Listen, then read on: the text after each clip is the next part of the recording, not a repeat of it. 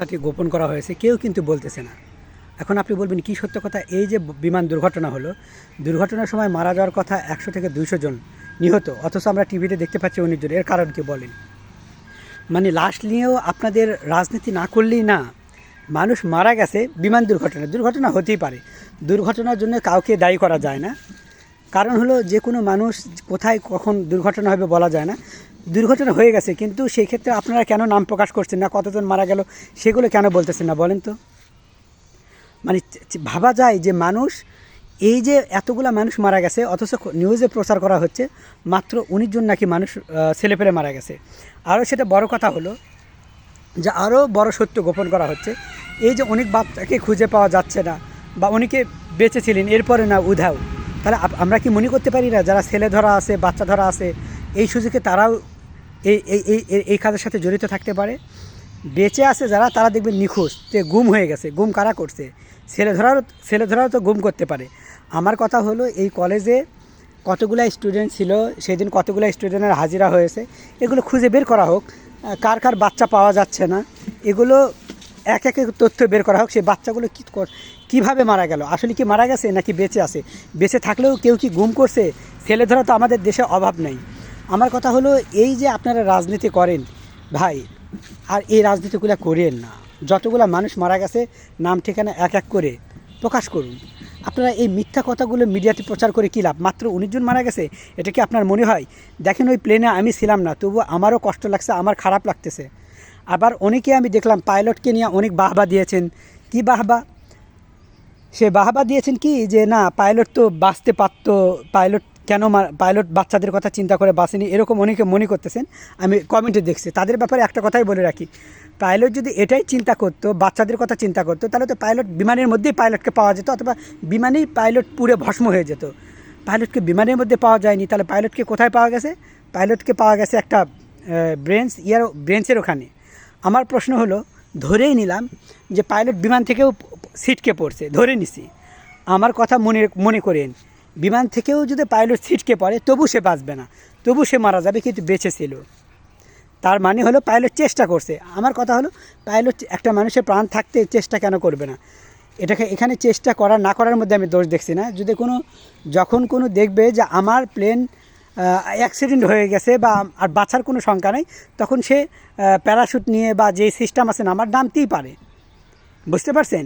হয়তো সেও চেষ্টা করছে, কিন্তু চেষ্টাটা আরও আগে করেনি, বিধায় সে কী হয়েছে, প্লেনের সাথে সেও পড়ছে, পড়ার পর সে বেঁচে ছিল। যদি সে প্লেন থেকে ছিটকে পড়তো তবু মারা যেত, যদি প্লেনে থাকতো তাহলে তো ওখানে পুরো একবার ভস্ম হয়ে যেত। তা কিন্তু হয়নি। তার মানে সে হয়তো চেষ্টা করছে, চেষ্টাটা আর একটু আগে করা লাগতো। আসলে মৃত্যু কার কোথায় লেখা থাকে এটা তো কেউ জানে না।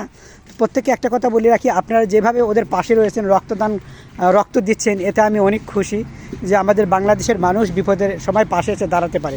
কিন্তু আফসোসের বিষয় হলো, এই রাজনীতিবিদরা আমাদের পাশে এসে দাঁড়াতে পারে না তাদের রাজনৈতিক ফায়দা অর্জন করার জন্য।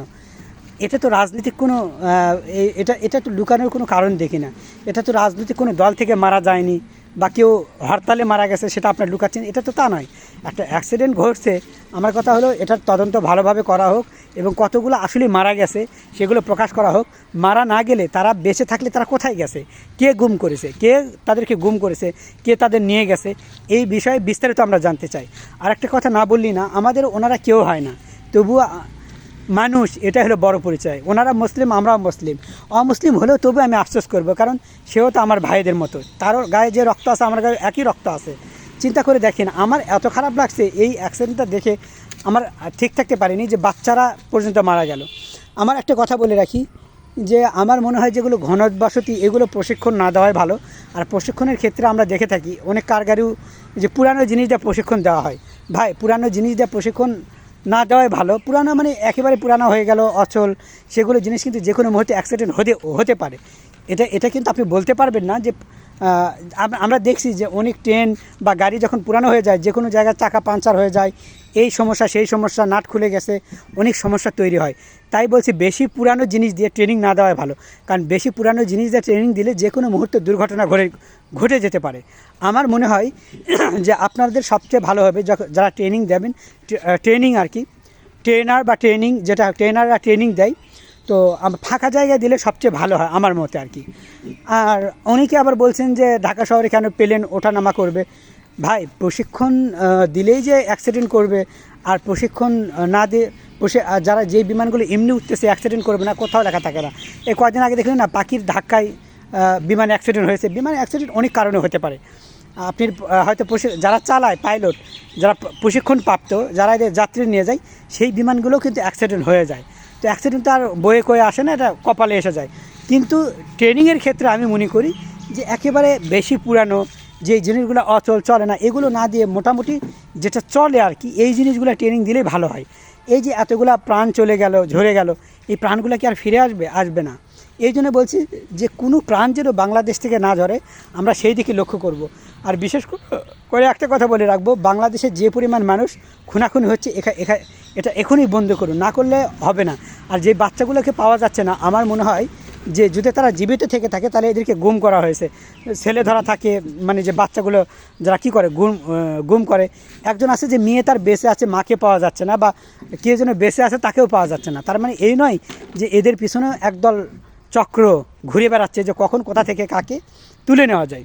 আপনার সিসিটিভি ফুটেজ যেগুলো আছে এগুলো আপনারা কানেক্ট করার পর এই ভিডিওগুলোতে দেখেন যে আসলে কি হয়েছে, বুঝতে পারছেন। আর পাইলটও মারা গেছে, বাচ্চারাও মারা গেছে। আসলে আল্লাহ তাআলা ওনাদের জান্নাত নসিব করুক। কী বলবো, আমার আর বলার কিছু নেই। চোখের সামনে মানুষ মারা যাবে, এটা আমাদের দেখতে হবে। মানে এটাও আমার খারাপ লাগে, যদি কেউ মারা যায় আমার কষ্ট লাগে, এত কষ্ট যা আমরা বলে বোঝাতে পারবো না। হ্যাঁ, জানি যে এই ঘটনায় আপনারা সবাই কান্নাকাটি করছেন এবং অনেক কষ্টে আছেন। সকলকে বলবো, যারা আর কি মারা গেছে তাদের বাবা মাকে বলবো যে প্লিজ ধৈর্য ধরুন। আল্লাহ তাআলা উত্তম বিচারক, আল্লাহ ভালো কিছু করবেন, আর আল্লাহ তাআলা ওনাদেরকে জান্নাত নসিব করুক। আমার আর বলার কিছু নাই, শুধু এইটুকু বলবো যে আপনারা এই সংখ্যা নিয়ে কেন লুকোচুরি করছেন, কেন আপনারা সত্য প্রকাশ করছেন না, মিডিয়া থেকে কেন আড়াল করছেন।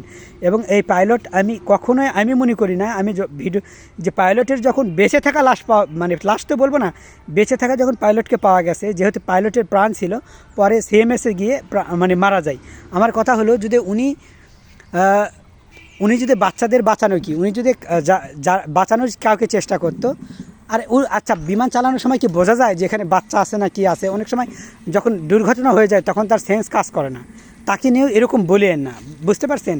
অনেকে বলতেছে বাচ্চাদের বাঁচানোর জন্য সেও মারা গেছে। ভাই, যখন অ্যাক্সিডেন্ট হয় তখন তার সেন্স থাকে না যে কে মারা গেল আর কে বেঁচে গেল। উনি হয়তো প্যারাশুট দিয়ে নামতে চেয়েছে, ওই যে ভাই মারা গেছে আছে তৌফিক, কী যেন পরিপূর্ণ নাম, যাই হোক, চেষ্টা করছে, যার কারণেই কিন্তু উনি বেঁচে ছিলেন।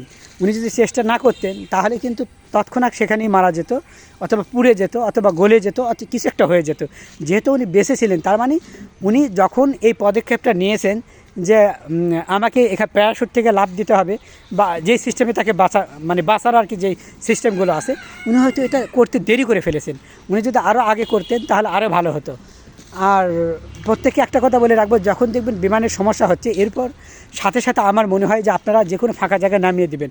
দরকার নেই সামনের দিকে যাওয়ানো, যে ছোট্ট একটা সমস্যা দেখা দিছে, আপনি মনে করছেন যে কিছু নাও হলে হতে পারে, এটা মনে করবেন না। কাইন্ডলি সামনে থেকে যারা আপনারা বিমান চালাবেন, প্রত্যেকে একটা কথা বলবো, যখনই আপনার মনে সন্দেহ হবে, বা যখনই মনে হচ্ছে যে না প্লেনে কিছু একটা ঘটতে যাচ্ছে, সন্দেহ হচ্ছে, এখন ঘটুক বা না ঘটুক, আপনি সাথে সাথে ফাঁকা জায়গা যেখানেই দেখবেন সেখানে প্লেনটা আগে নামানোর পর আপনার মনের যে সন্দেহ সেটা দেখেন আগে, যে কি আপনি কেন এই মনে এটা আসলো, সেটাকে আগে দূর করার পর আপনি আবার প্লেন চালান, কোনো সমস্যা নাই।